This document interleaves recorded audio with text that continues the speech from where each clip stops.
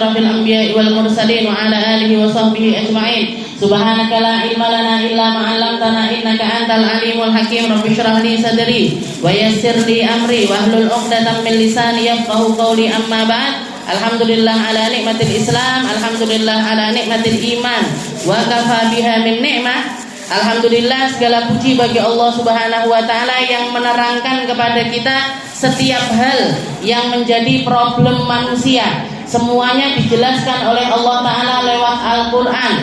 Semuanya dijelaskan oleh Allah Ta'ala lewat lisannya Nabi Muhammad SAW. Betapa indahnya beliau di dalam mempraktekkan, betapa indahnya beliau ketika menyampaikan, dan betapa indahnya beliau untuk mencegah agar perkara-perkara yang buruk ini tidak sampai terjadi kepada umat manusia.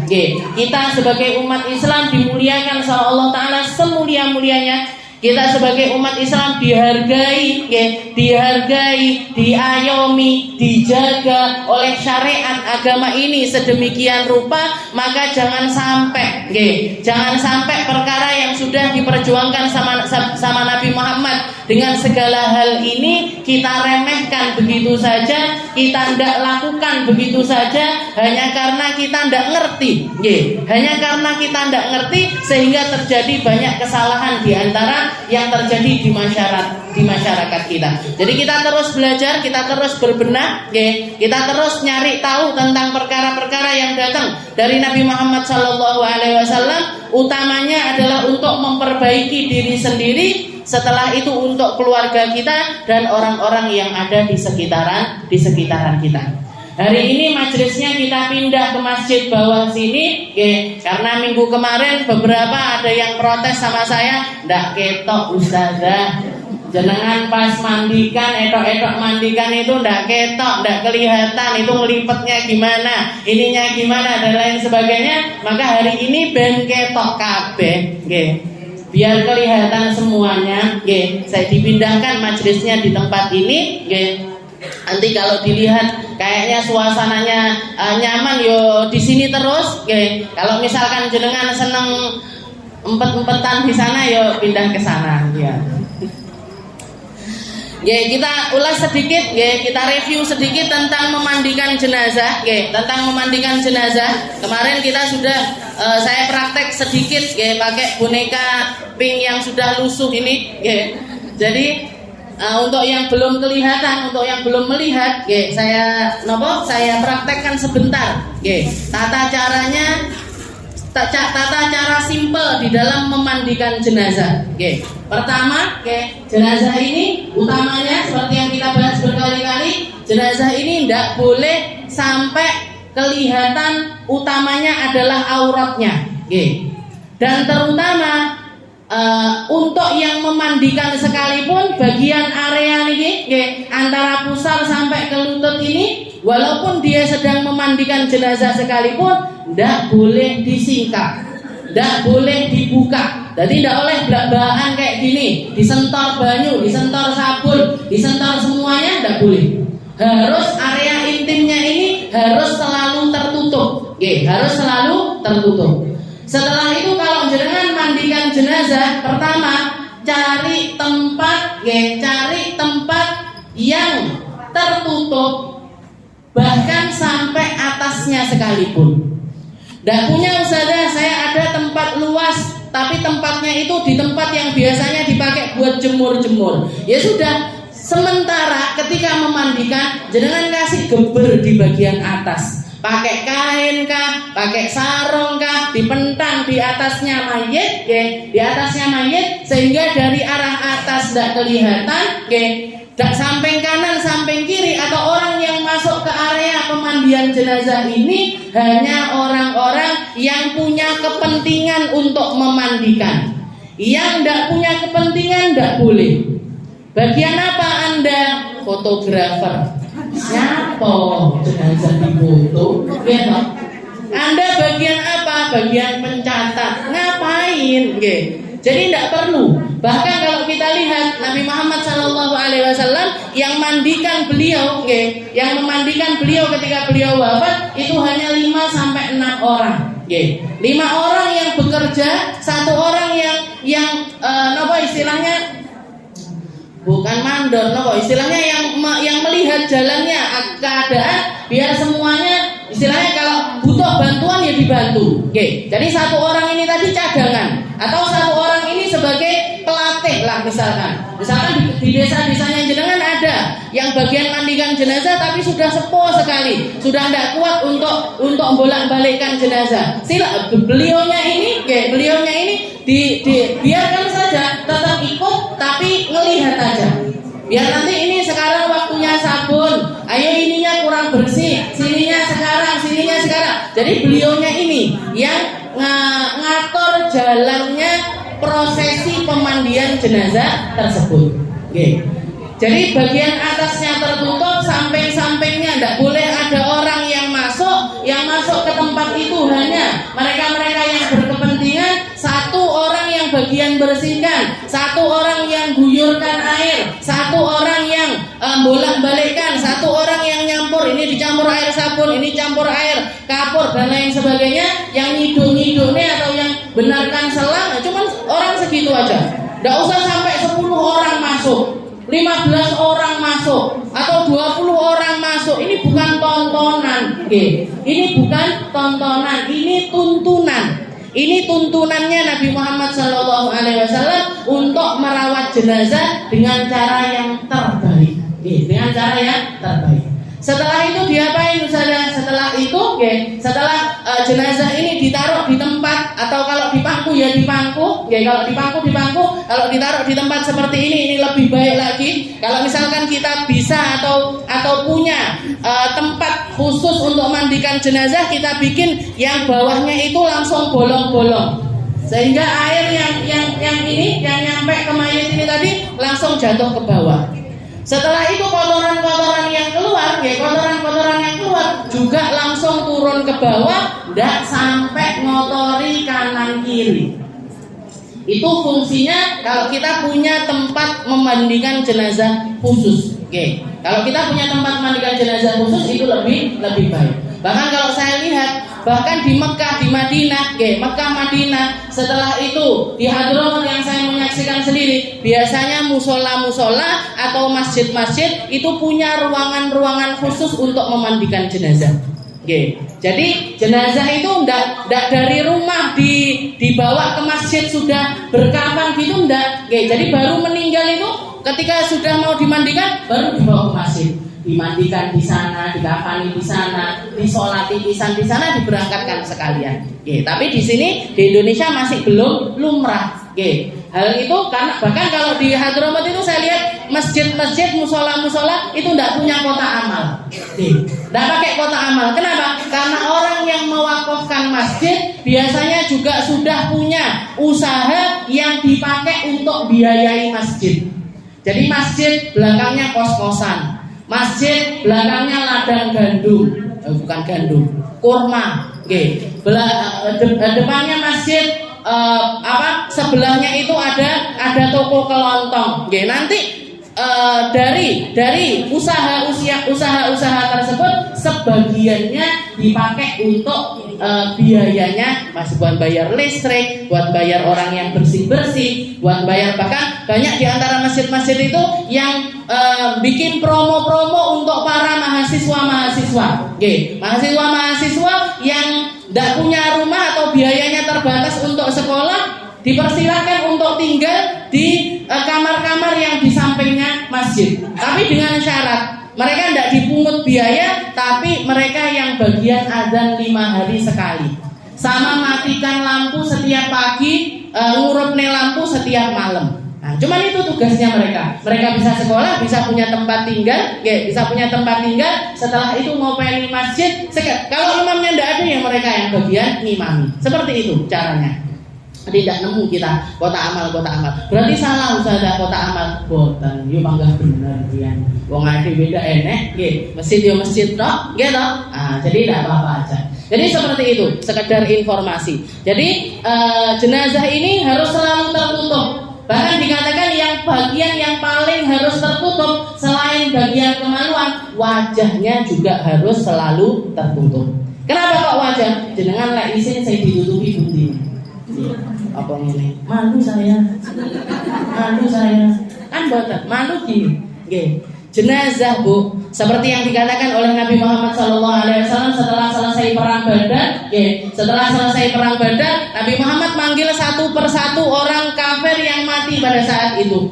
Wahai Umayyah bin Khalaf, wahai Amr bin Hisham, Abu Jahal dan lain dipanggil satu-satu sama Nabi Muhammad. Katanya Sayyidina Umar, ya Rasul, apa faedahnya jenengan ini kok manggil-manggil mereka? Katanya Nabi Muhammad, ya Umar, lasta biasma'a minhu ya Umar. Kamu tidak lebih mendengar dibandingkan dia, wahai Umar. Hanya saja bedanya kalau kamu sekarang mendengar terus bisa menjawab, mereka hanya dikasih kesempatan untuk mendengar saja tanpa mampu untuk menjawab. Jadi jenazah, orang yang sudah meninggal, orang yang sudah keluar roh dari jasadnya, bukan berarti mereka tidak bisa mendengar, bukan berarti mereka sudah tidak punya rasa malu, bukan berarti mereka bisa diperlakukan selayaknya barang, bukan berarti mereka bisa diperlakukan semena-mena. Boten, mereka tetap hidup, menyaksikan, bahkan menangis. Kalau mereka orang-orang yang ahli nutup aurat, kalau mereka orang-orang yang selama hidupnya nutup aurat, terus pas meninggal dibuka-buka seperti itu,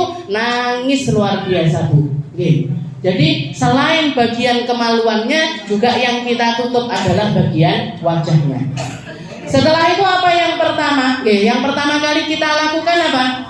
Yang pertama kali kita lakukan adalah kita miringkan sedikit.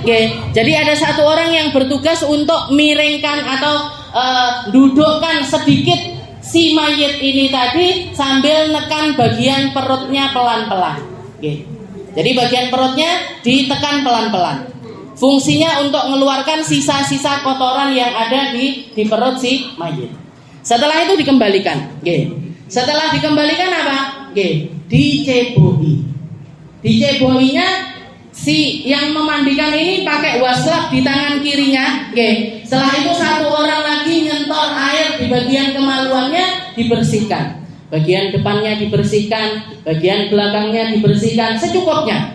Sekiranya kalau kita cebok pun, waktu itu atau dengan air segitu itu sudah bisa membersihkan kemaluan, bagian kemaluannya si mayit. Jadi saya buka sedikit. Jadi diginikan, bagian depannya dibersihkan, bagian belakangnya juga dibersihkan.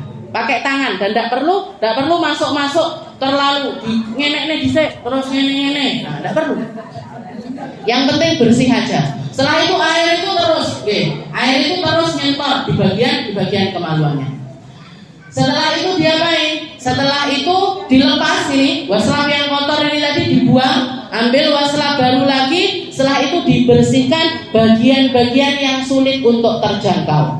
Dimulai dari matanya, bagian matanya. Setelah itu bagian telinganya, bagian telinga, kukunya, bagian kuku. Kalau kukunya terlalu panjang apa perlu dipotong? Kalau misalkan sampai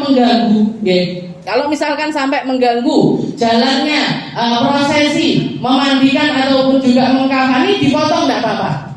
Tapi semua yang lepas dari jenazah ketika kita memandikan harus kita kembalikan lagi, dikubur sama-sama dengan jenazah. Jadi misalkan rambutnya ada yang rontok-rontok sampai ke tempat pembuangan, diambili, dikeringkan, dimasukkan ke plastik atau dimasukkan ke kain. Setelah itu dikuburkan bersama dengan jenazah. Kuku-kukunya misalkan ada yang lepas, ada yang copot, sudah dibersihkan. Setelah itu dimasukkan juga di situ. Jadi bagian kuku-kukunya dibersihkan pakai tangan kiri, dibersihkan digini-ginikan. Bagian kanan, bagian kiri, selalu dimulai dengan bagian kanan. Kanan dulu, kanannya mayit, kanannya mayit mana? Oh sini berarti. Jadi bagian kanan, setelah itu bagian kiri. Kaki kanan, habis itu kaki kiri. Kalau misalkan jenazahnya banyak lipatan-lipatannya, misalkan agak gemuk, setelah itu bagian maaf, ini biasanya payudaranya, ini bagian bawahnya payudara dibersihkan dulu. Habis itu kalau ada lipatan-lipatan di sini, lipatan-lipatannya itu disela-selai dulu, biar air nyampe ke tempat tersebut, agar airnya nyampe ke tempat tersebut. Setelah selesai, setelah bagian yang sulit-sulit sudah dibersihkan semuanya, bagian yang terlalu sulit sudah dibersihkan semuanya, kita cepak 3 macam air. Ada 3 macam air yang kita sediakan. 1 air sabun, 1 air dicampur dengan sabun mandi atau sampo. Setelah itu air kedua adalah air bersih yang tidak campur apa-apa. Dikasih kembang kak, tidak boleh. Dikasih godong-godong, tidak boleh. Dikasih air yasin, silahkan. Air yasin, jenengan moco yasin baru dimasukkan situ, silahkan. Tapi air ini tadi harus air putih bersih. Tidak ada campuran apapun. Tidak ada campuran air. Jadi air sabun, habis itu air bersih. Setelah itu yang terakhir adalah air kafur. Air yang dicampur dengan kapur barus. Setelah itu gimana membersihkannya? Kita fokus dulu. Nah, ketika ini kita buka bagian kepala, tidak apa-apa. Kita bersihkan, kita fokus di bagian kepalanya dulu. Ngambil air sabun, disampuni. Disampuni. Kalau rambutnya tebel ya disela-selai. Rambutnya sangat keriting sekali. Pokoknya air dan air sabun ini harus nyampe ke sela-selanya rambutnya si mayit. Bagian kepala, bagian wajah, pipinya, dahinya, lehernya, semuanya dibersihkan. Semuanya dibersihkan. Baru setelah itu diguyur pakai air. Jadi pakai air sabun, habis itu pakai air bersih. Ditoknesnya tidak oleh kak, tidak oleh. Pedes nanti. Jadi sudah bagian kepala sudah semuanya. Habis itu bagian kanannya mayit sampai ke bawah. Disabuni pakai air sabun sampai ke sini. Habis itu diguyur pakai air bersih. Pakai air bersih, bersihkan. Habis itu bagian kiri depan, disabuni. Habis itu air bersih. Setelah itu bagian belakang dimiringkan sedikit. Bagian kanan, belakang dikasih air sabun semuanya. Habis itu dibilas pakai air bersih. Dimiringkan lagi ke sebelah sini, pakai air sabun. Habis itu diguyur pakai air bersih. Setelah sudah bersih, air sabun sama air bersihnya sudah, baru diguyur dengan air kapur. Baru diguyur dengan air kapur barus. Semuanya. Oh, ada yang lupa. Diwuduin. Diwuduinnya itu, diwuduinnya itu setelah membersihkan. Jadi setelah nyela-nyelai bagian yang sulit itu tadi, diwuduin dulu. Wudunya gimana? Wudunya persis seperti jenengan wudu pada umumnya. Kalau kita biasanya nawaitul wudu, saya niat berwudu, maka sekarang saya niat wudu untuk si mayit. Yang niat tetap kita, karena mayitnya tidak iso niat. Saya niat wudu, lirafil hadatsil asghar. Saya niat wudu memwudukan si mayit untuk mengangkat hadas kecil dari dia. Setelah itu dilakukan semua hal yang sunnah dilakukan. Mulai dari bersiwak, pakai kayu siwak atau pakai sikat gigi, dibersihkan bagian giginya. Habis itu dikumur-kumuri. Dikumur-kumurinya ini dimiringkan sedikit. Setelah itu masukkan air, dilepeh nih. Dimasukkan lagi, dilepeh nih. Dimasukkan lagi, dilepeh nih. Seperti itu. Habis itu bagian wajah, sambil datangkan doa-doanya. Allahumma bayyid wujuh, Allahumma bayyid wujuhaha yauma tabyaddu wujuh wa taswaddu wujuh. Ya Allah, beri dia wajah yang bersinar di hari di mana Allah Ta'ala memberikan sinar kepada wajahnya orang-orang beriman dan menggelapkan wajahnya orang-orang yang tidak beriman. Bagian tangan, ya Allah, semoga tangan kanan ini nanti yang ngambil kitabnya, jangan sampai ngambil kitabnya pakai tangan kiri. Bagian kepalanya, ya Allah, jadikan dia ini baik rambut ataupun kulitnya ini semuanya terhindar dari api neraka. Ketika masukkan air ke hidung, ya Allah, kasih ini hidung yang bisa yang bisa mencium aroma surga, jangan mencium aroma busuknya neraka. Bagian telinga, ya Allah, jadikan telinga ini telinga-telinga yang mendapatkan seruan untuk masuk ke dalam surga, jangan seruan untuk masuk ke dalam neraka. Ya Allah, kaki ini semoga bukan kaki-kaki yang tergelincir di siratnya Allah Ta'ala, tapi yang selamat sampai ke dalam surganya Allah. Pakai bahasa Indonesia pun tidak apa-apa. Jangan baca-bacakan seperti itu. Setelah itu, setelah wudu, baca doanya setelah wudu juga.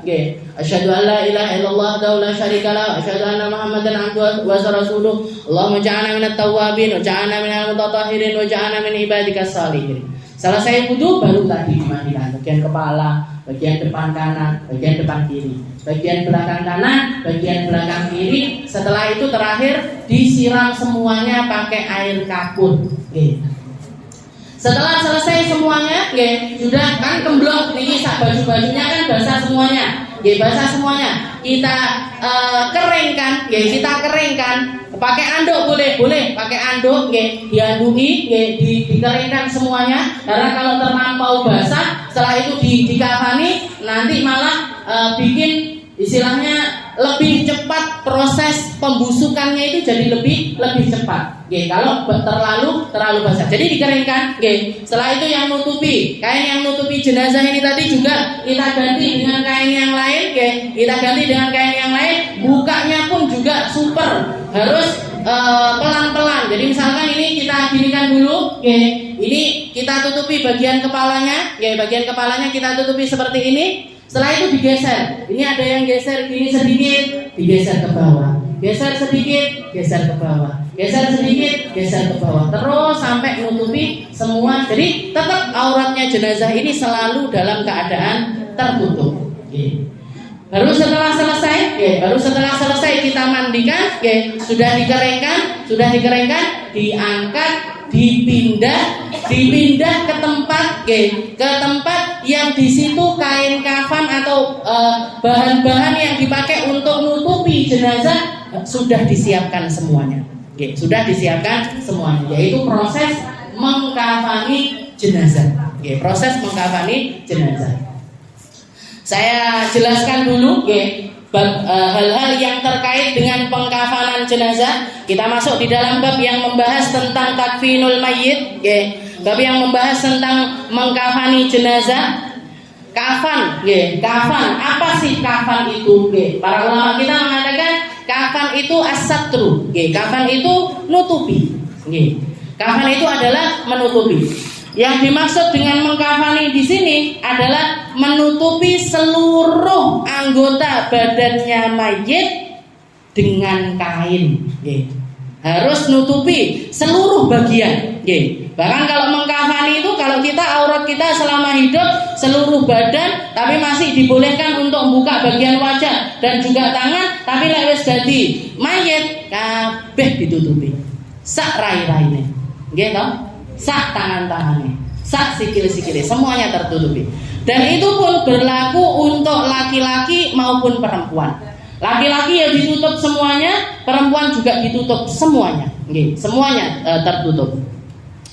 Setelah itu dikatakan di sini ahkamut takfin thalatha. Hukumnya mengkafani jenazah itu ada 3 macam. Yang pertama adalah wajib lil muslim wal kafirid dhimmi ghairu siqtil ladzi lam yadhhar fihi mabda' khalqi adami. Yang pertama yang wajib dikafani adalah semua jenazah muslim. Semua jenazah muslim.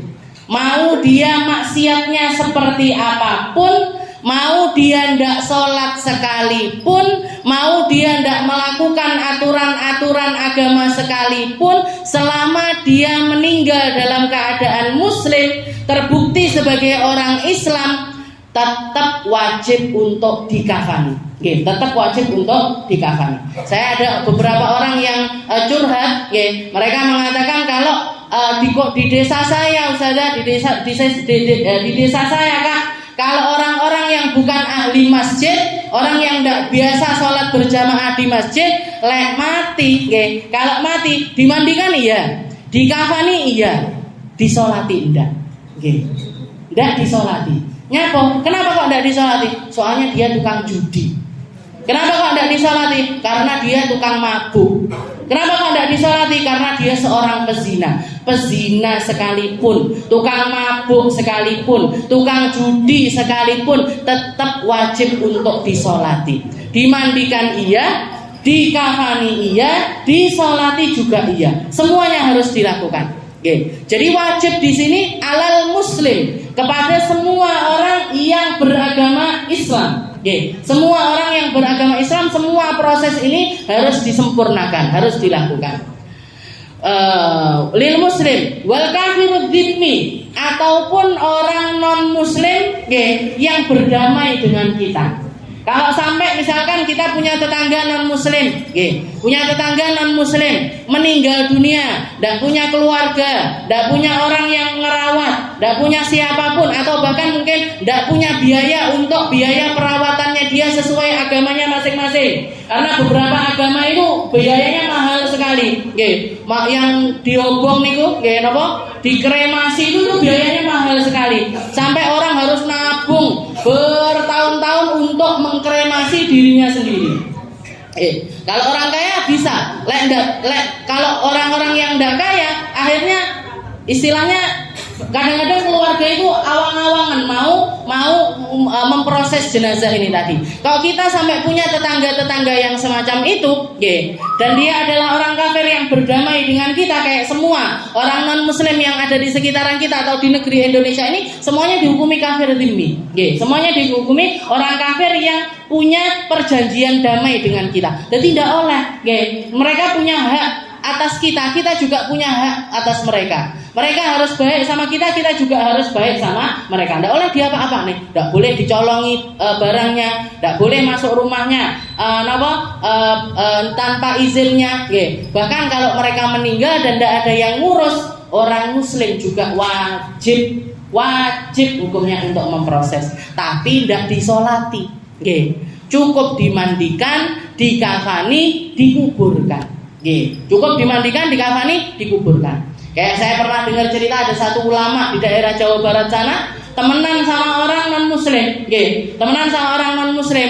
Pas bapaknya meninggal, si temennya ini bilang sama imam masjid, saya itu pengen bapak saya itu diproses kayak orang Islam, pengen dimandikan, dikafani, kayak ngelihatnya itu kayak sakral, bagus gitu. Katanya si imam masjid ini orangnya dilalah cerdas, ya udah enggak apa-apa, dimandikan, dikafani. Pas mau disolati, orang disolati kan ditaruh di depan sendiri, Nanti kalau jenazahnya perempuan, ya imamnya berdirinya pas bagian perutnya. Kalau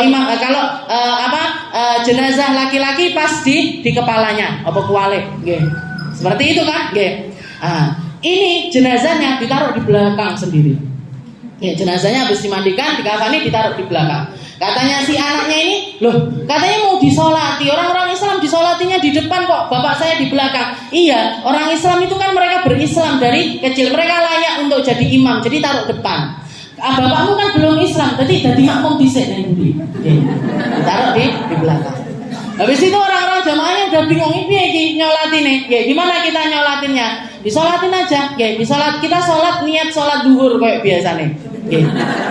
Kita niat sholat duhur, Allahu Akbar, rukuk, sujud, sampai selesai. Protes lagi anaknya. Saya lihat orang disolatin tidak gitu, kayaknya cuma berdiri tok 4 kali takbir. Iya, itu untuk orang Islam. Itu untuk orang Islam. Sholat 4 kali takbir cukup. Bapakmu ini dan muslim, kakean dosane. Jadi saya perlu rukuk, perlu sujud, perlu semuanya. Oh iya. Habis itu dikuburkan. Ini orang ulama kalau cerdas, kalau pintar, tidak perlu pakai engkel-engkel. Tidak boleh. Bapakmu kafir, tidak boleh disolati, tidak boleh mlebu masjid, tidak boleh ini, kaku akhirnya. Padahal ulama semakin kita luas, semakin pemahaman kita luas, semakin kita memahami keindahannya agama Islam dan keberagamaannya agama Islam, dan betapa Islam ini sangat mudah sekali untuk dipraktekkan. Sangat mudah sekali untuk. Jadi orang muslim wajib, orang kafir dhimmi juga wajib kalau tidak ada yang memproses. Ghairu siktil ladzi lam yadhhar fi mabda' khalqi adami, selain bayi yang mati dalam keadaan gugur sebelum keluar tanda-tanda kehidupan dari dia. Orang syahid wajib dikafani, wajib. Orang syahid, orang yang meninggal di peperangan melawan orang kafir itu wajib untuk dikafani. Wajib. Jadi dimandikan enggak, tapi dikafani iya, disolati juga enggak, langsung dikuburkan. Nah, jadi yang di skip 2, memandikan sama nyolati. Tapi kalau untuk mengkafani tetap wajib. Tetap wajib untuk dikafani. Bahkan dikatakan Rasulullah SAW ketika perang Badar itu ada salah satu pamannya beliau yang ikut perang akhirnya tertawan. Jadi perang dalam keadaan ponaannya muslim, bahkan pemimpinnya orang Islam yaitu Nabi Muhammad SAW, tapi pamannya beliau di barisan musuhnya beliau yaitu Sayyidina Abbas. Padahal sahabatan dari kecil, seumuran, biasa main bareng. Tapi sekarang ada di posisi di mana Nabi Muhammad jadi muslim dan pamannya ini non muslim. Perang, di dalam peperangan tersebut orang non muslim kalah, orang kafirnya kalah, pamannya ini jadi salah satu tawanan perangnya. Jadi salah satu dipenjara sama ponakannya sendiri. Dikatakan Sayyidina Abbas ini orang yang badannya besar, tinggi, putih, mirip sekali sama Nabi Muhammad SAW. Dikatakan pada saat itu, ketika menjadi tawanan perang, baju-bajunya Sayyidina Abbas ini banyak yang robek di mana-mana. Banyak robek di mana-mana. Yang melihat kejadian tersebut adalah Abdullah bin Ubay bin Salul. Siapa Abdullah bin Ubay bin Salul itu? Ketuanya orang munafik. Ketuanya orang munafik yang fitnah Sayyidah Aisyah pezina, yang mengatakan tentang Nabi Muhammad hal-hal yang tidak benar. Bahkan turun ayat ketika kematian Abdullah bin Ubay bin Salul ini, turun ayat yang mengatakan kepada Nabi Muhammad, wala tusalli ala ahadim minhum mata abada wala taqum ala qabri. Allah Ta'ala mengatakan, wahai Muhammad, gak usah mau solati, gak usah berdiri di atas kuburannya dia, gak usah ikut di dalam proses perawatan jenazah dari Abdullah bin Ubay bin Salul. Karena Abdullah bin Ubay bin Salul ini dikatakan kalau dia sholat, orang-orang sujud, dia lingguh. Habis itu debunya ditaruh neng batuke, kan podo. Batuke ben berdebu semuanya. Karena zaman Nabi tidak pakai karpet, tidak pakai, jadi debuan. Jadi orang-orang sujud, dia gini ditambahi. Duduk. Orang duduk ya ikut duduk. Nanti orang-orang sujud lagi, gini lagi. Kan podo wae. Seperti itu Abdullah bin. Jadi Abdullah bin Ubay bin Salul ini kepalanya orang munafik. Tapi ketika melihat keadaan bajunya Sayyidina Abbas pada waktu itu, dilihat, oh badannya sama kayak saya. Abdullah bin Ubay bin Salul itu juga tinggi besar. Yang ngambil satu gamis diberikan kepada Sayyidina Abbas. Dan itu disaksikan oleh Nabi Muhammad SAW. Dipakaikan kepada Sayyidina Abbas. Berselang bertahun-tahun kemudian, ketika kematian dari Abdullah bin Ubay bin Salul ini, Abdullah bin Ubay bin Salul ini punya putra, namanya Abdullah bin Ubay bin Salul. Bapaknya kepalanya orang munafik, anaknya orang muslim yang luar biasa baiknya. Bahkan beberapa kali Nabi Muhammad pergi perang, Madinah ini diserahkan kepada Abdullah bin Ubay. Dan ketika mendengar kabar abahnya yang menyebarkan fitnah luar biasa kepada Sayyidah Aisyah, Abdullah ini datang kepada Nabi Muhammad sambil membawa pedang, mengatakan sambil menangis di hadapannya Nabi, ya Rasul, kalau jenengan memerintahkan orang untuk memenggal kepala ayah saya, biarkan saya yang melakukan hal itu. Saya tidak akan mungkin bisa hidup di atas muka bumi ini dengan melihat orang yang menggal kepala bapak saya, melakukan penggalan kepada ayah saya dan saya masih hidup. Bisa-bisa nanti saya juga ikut bunuh dia. Mendingan saya aja yang bunuh bapak saya. Kalau memang sebesar itu dosanya dia. Kalau memang harus dilakukan yang semacam itu. Katanya Nabi Muhammad, dah cukup dicambuk 80 kali cambukan. Tapi karena pinternya Abdullah bin Ubay bin Salul ini, dia ngeles, nyuapi orang yang jadi saksi-saksi itu biar tidak mau bersaksi, akhirnya lepas juga. Tidak dihukum sama Nabi Muhammad. Ketika Abdullah bin Ubay bin Salul ini mati, putranya Abdullah itu mendatangi Nabi Muhammad SAW sambil mengatakan, ya Rasul, saya minta baju gamis yang nempel di badannya jenengan. Saya minta untuk saya pakaikan kain kafan di badannya ayah saya. dilepaskan sama Nabi, diberikan kepada Abdullah bin Ubay. Dikatakan para sahabat mengatakan 5 ya Rasul. Kenapa engkau melakukan hal itu ya Rasul? Padahal segitu bencinya Nabi Muhammad sama Abdullah bin Ubay bin Salul. Katanya Nabi Muhammad, karena dia pernah memberi pakaian kepada pamanku Sayyidina Abbas. Wa ana, dan saya, katanya Nabi, ana khairu mukafi. Saya adalah orang yang paling pintar di dalam membalas jasa siapapun. Maka ketika kalian melakukan satu kebaikan dan tidak ada yang merespon, tidak ada yang membalas, tidak ada yang jenengan ngasih sesuatu orang tidak terima kasih, jenengan baik sama orang ternyata dia jahat kepada kita, tidak usah risau bu. Katanya Nabi Muhammad, ana ukafi yaumal qiyamah, nanti saya yang balas. Nanti saya yang akan membalas kebaikan-kebaikan yang tidak tersampai, yang tidak dibalas sama orang kepada kamu. Jangan khawatir, nanti saya yang balas. Dan saya adalah orang yang paling baik di dalam membalas jasa setiap orang. Itu. Jadi Nabi Muhammad ingat sekali. Padahal kejadiannya ketika perang Badar, dikasihkan gamisnya beliau, gamis yang dipakai dilepas, diberikan kepada Abdullah bin Ubay. Katanya Nabi, karena dia adalah orang yang pernah ngasih baju kepada pamanku, yaitu Sayyidina Abbas. Jadi seperti itu Nabi kita. Alil muslim wal kafirud dhimmi wa yarasyaqtil ladzi lam yadhhar fi mabda' khalqi adami. Setelah itu yang kedua sunnah hukumnya. Bagi siapa? Listiqtil ladzi lam yadhhar fi mabda' khalqi adami. Jadi janin-janin yang gugur, janin-janin yang gugur dan belum ada tanda-tanda kehidupan dari dia, sunnah dikafani, sunnah dibungkus. Pakai apa kak? Pakai kain putih. Kalau bisa pakai kain putih. Karena sunnahnya Nabi orang kain kafan itu sebaiknya putih. Katanya Nabi, albisu bithia bin bayat. Katanya Nabi, pakailah sering-seringlah pakai baju warna putih. Sering-seringlah pakai baju warna putih karena dia adalah pakaian terbaik indallah, di sisi Allah Subhanahu wa taala. Wa kafinu biha mautakum. Dan kalau ada orang meninggal di antara kalian, pakaiin kain kafan juga warnanya putih. Karena kalau tidak diatur kayak gini sama Nabi, hijau, abang, kuning, biru, pocongnya warna-warni.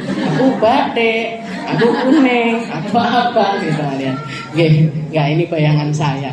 Jadi ben seragam lah istilahnya, putih-putih. Putih-putih itu yang diajarkan sama Nabi Muhammad SAW. Bahkan Sayyidina Umar bin Khattab, Sayyidina Umar itu kalau ngelihat ada orang-orang mau belajar ngaji, anak-anak kecil atau siapapun yang kelihatan megang Al-Quran atau mau ngaji dan lain sebagainya, sama Sayyidina Umar, pakai baju warna putih, karena itu baju yang paling indah di sisi Allah Subhanahu wa taala. Lek perempuan Kak, kalau perempuan yang paling nutup aurat, yang paling menutup aurat kita, itu yang paling bagus. Tidak harus putih, tidak harus putih. Jaizun mubahun lil kafiril harbi.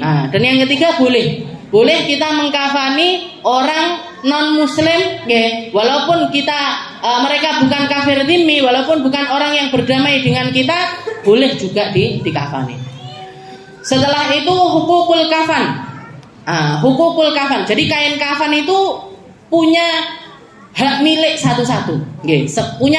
Memiliki hak milik satu-satu. Yaitu ada 4 tingkatan. Ada 4 tingkatan yang memiliki hak dari kain kafan. Setiap orang itu ada 4 golongan. Yang pertama adalah hakullah. Yang pertama adalah haknya Allah Ta'ala, yaitu mayasturul aurah fayakhtalifu dzukuratan wa unutsatan fala yajuzu isqatuhu wa in awsal mayyit bidzalik. Dikatakan yang pertama adalah haknya Allah Ta'ala. Dari kain kafan itu ada haknya Allah Ta'ala. Seberapa yang haknya Allah Ta'ala? Yang nutupi aurat dari si mayit ini tadi. Kalau laki-laki dari pusar sampai ke lutut. Kalau perempuan, seluruh badan kecuali wajah dan kedua tangannya dia. Itu haknya Allah. Dikatakan fala yajuzu isqatuhu wa in awsal mayyit bidzalik. Maka tidak boleh dilepaskan walaupun misalkan si mayit ini tadi wasiat atas hal tersebut. Misalkan ada orang wasiat, aku kok kuburno udo blejet. Misalkan ada orang wasiatnya, saya itu hobinya itu telanjang. Saya pengen mati juga telanjang bulat. Saya pengen mati itu nggak usah mau kain selembar pun. Misalkan dia ngomong seperti itu. Maka gimana hukumnya? Nggak boleh dilaksanakan. Kenapa? Karena yang nutupi aurat dari si mayit itu tadi, lembaran-lembaran yang nutupi auratnya dia, itu haknya Allah Subhanahu wa Ta'ala. Dan itu juga sebenarnya berlaku ketika kita masih hidup sekalipun. Jadi kalau kita keluar rumah nutup aurat, kenapa kok kita nutup aurat? Ini haknya Allah Ta'ala untuk nutupi aset-aset yang memang diinvestasikan oleh Allah untuk kita.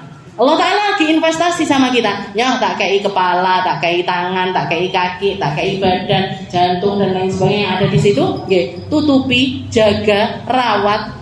Tutupi, jaga, rawat dengan baik. Nanti suatu saat akan aku ambil kembali. Dan ini, kalau ada orang buka aurat, berarti dia sedang melepaskan haknya Allah Ta'ala yang ada pada dirinya sendiri. Sedang melepaskan haknya Allah Ta'ala untuk nutupi bagian-bagian yang memang harus ditutupi dari orang tersebut. Ini, jadi berlaku orang hidup juga berlaku, orang mati juga berlaku. Hakun lillah. Jadi hak pertama adalah haknya Allah.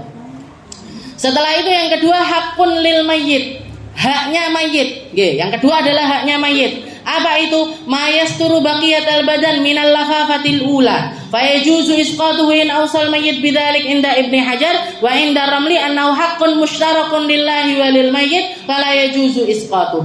Jadi yang kedua adalah bagian yang nutupi anggota badannya si mayit ini dari lafafatil ula, dari bungkusan yang pertama, dari kain kafan yang pertama. Kan kain kafan itu kan ada yang kalau perempuan macam-macam ada celana dalamnya, ada bagian sarungnya, ada bagian atasnya. Tapi yang pasti nanti terakhirnya itu mesti bakalan dibungkus secara keseluruhan. Satu lapis itu tadi, satu lapis dari kain kafan itu tadi, itu adalah haknya si mayit.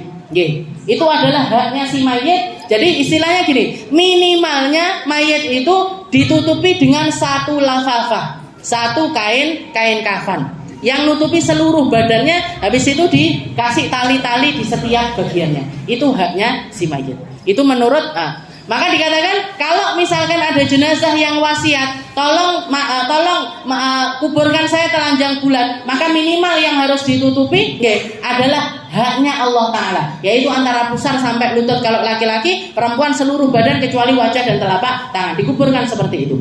Itu menurut Ibn Hajar. Jadi yang itu tidak boleh dilepaskan, tapi kalau yang sisanya masih boleh dilepaskan. Itu menurut Imam Ibn Hajar. Tapi katanya Imam Romli tidak. Yang kedua ini lafafatil ula, jadi bungkusan yang pertama itu haknya Allah plus haknya si mayit. Jadi wajib ditutupi satu kali.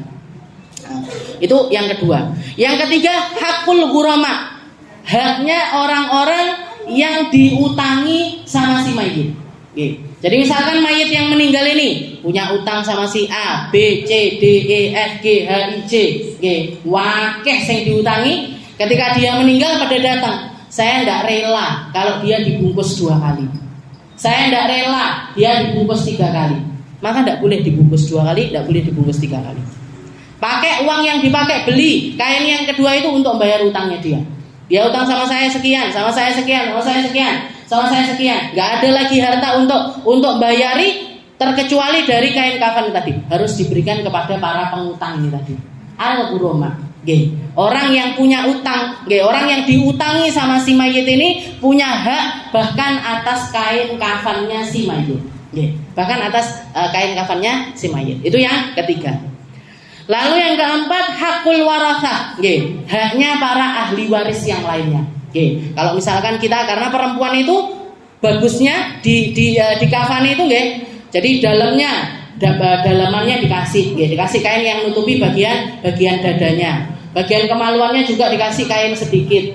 Setelah itu ada sarungnya. Setelah itu ada bagian atasnya baju. Habis itu ada jilbabnya. Habis itu ada 2 lafafah. Ada 2 kain besar yang bungkusan pertama. Setelah itu bungkusan kedua.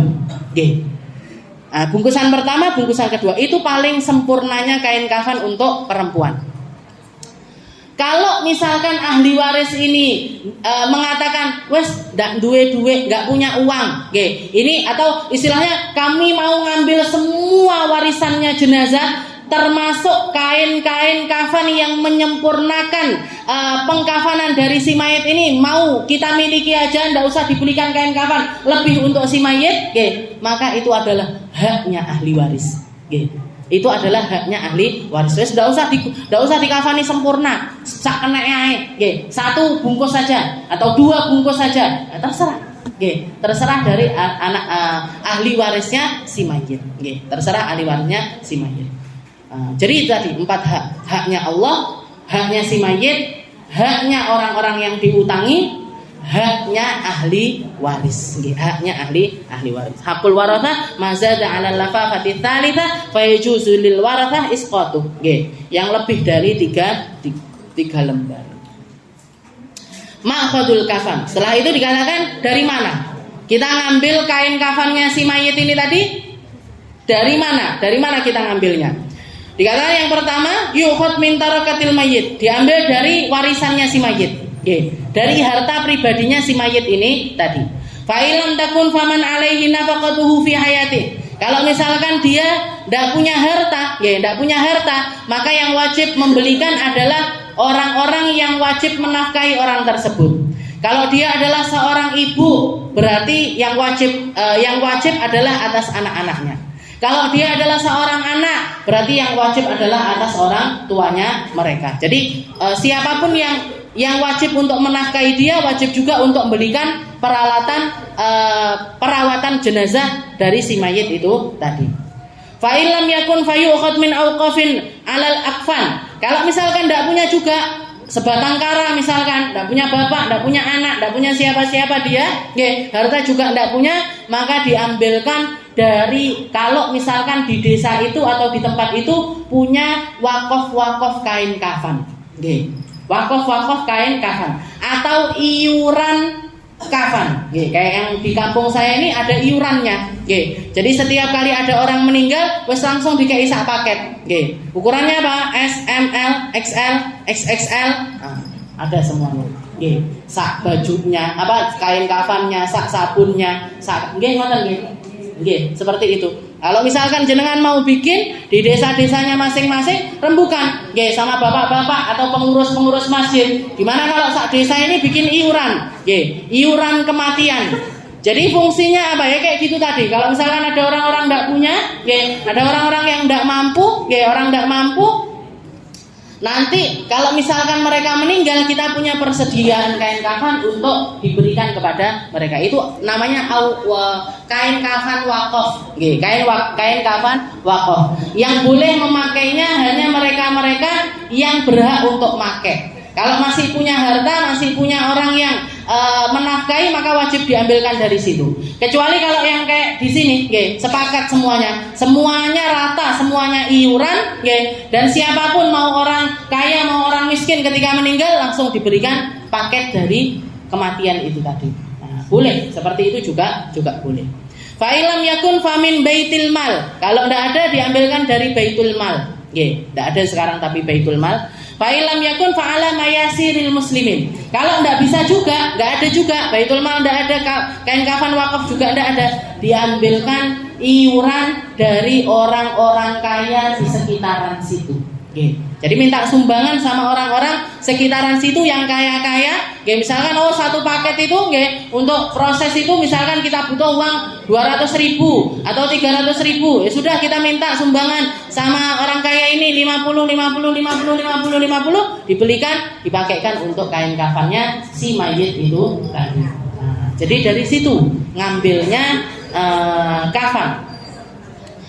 Setelah itu aqallul kafan al-wajib fihi, kain kafan yang wajib. Kain kafan yang wajib yaitu faubun ya umul mayit saun akana rajulan am imra'ah. Minimalnya kafan, minimalnya penutupan jenazah ini tadi adalah 1 lembaran kain yang menutup seluruh anggota tubuhnya si mayit. Disisakan 1 jengkal di atas, disisakan 1 jengkal di bawah. Itu cumaan. Regane paling berapa? 200.000. 300.000 nggak cukup ya? 600.000 nabung tuh berarti. Taupun yang umul mayit sawan akan rajulan au imra'ah. Jadi minimalnya baik laki-laki ataupun perempuan 1 lembar yang menutupi seluruh badannya si mayit. Wa akmalul kafan, kalau paling sempurnanya kafan lirrajul untuk laki-laki 3 lafaif, 3 lembar.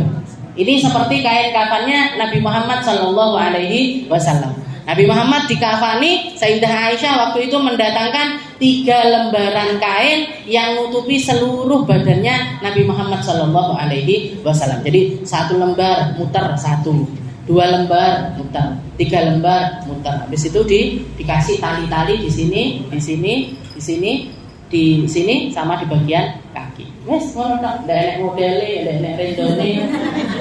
Nggih. 3 lafaif, nggih.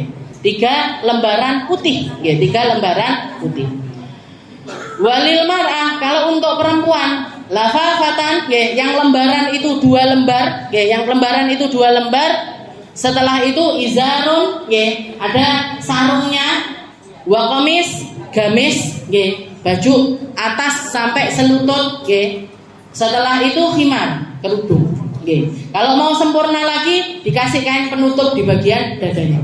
Kasih kain penutup juga di bagian kemaluannya. Karena itu nanti di situ dikasih kapas. Di setiap lipatan-lipatan itu kan nanti dikasih kapas, nggih. Di sini dikasih kapas, di mata dikasih kapas, di telinga dikasih kapas, gitu. Di bagian dada ini dikasih kapas, bagian pusar, bagian belakangnya belakangnya dengkul di sini, nggih. Di sela-sela jari, nggih. Itu semuanya dikasih kapas semuanya. Jadi kalau untuk bagian dada kapas, habis itu dikasih kain atasnya. Bagian bawah nggih ngoten, nggih. Kemaluan, nggih. Jadi bikin kayak kain gitu tok, nggih. Enggak harus celana dalam, enggak boleh malah nggih, mesakne sesek kok. Nggih. Jadi napa? Kain seperti itu, setelah itu di atasnya dikasih kapas, diuntel pakai tali.